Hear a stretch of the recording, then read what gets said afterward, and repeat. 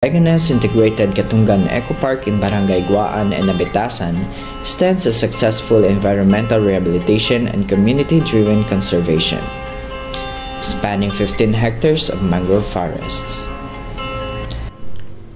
And over 174,885 mangrove seedlings were planted. 11 species of mangroves were documented. 60,690 people helped in the development of LIKE, with 150 partner organizations.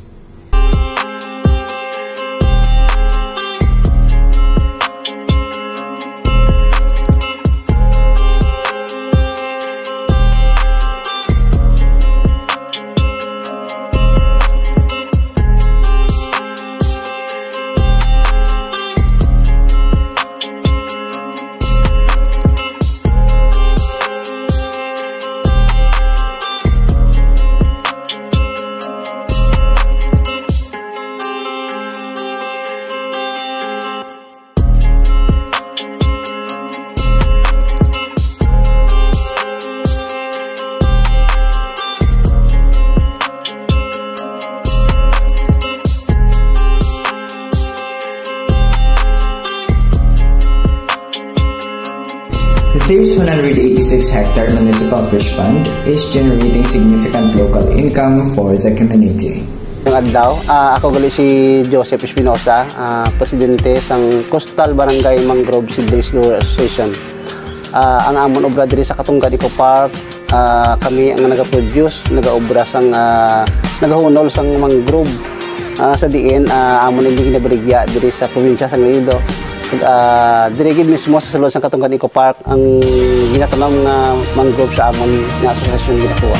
Ang kwarta nga bilis ang siningang mga mangroves amon gidya nga nakabenepisyo kag dako ginabulig sa amon pangabuyan labi ni subong mabunday mangita sang obra.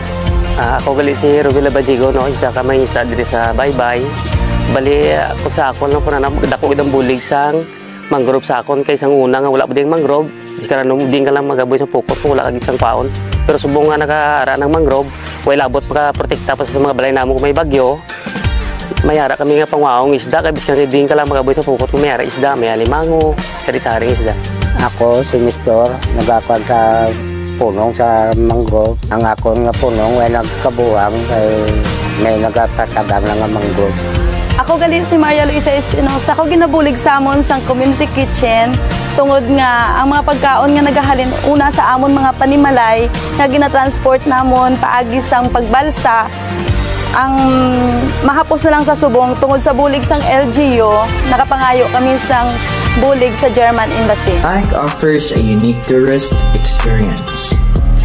Visitors can explore the mangrove forests, participate in planting activities, and learn about the importance of mangroves. Workshops and hands-on training sessions provide valuable insights into mangrove biology, fostering a deeper understanding of these ecosystems.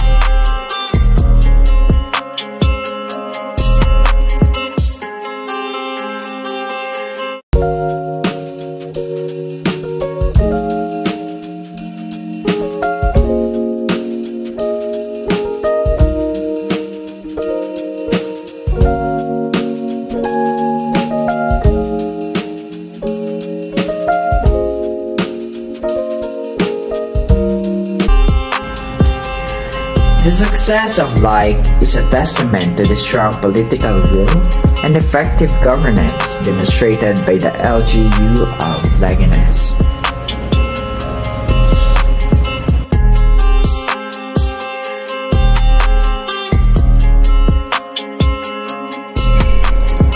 The local government's commitment to the environmental sustainability and community development has been evident throughout the project's implementation.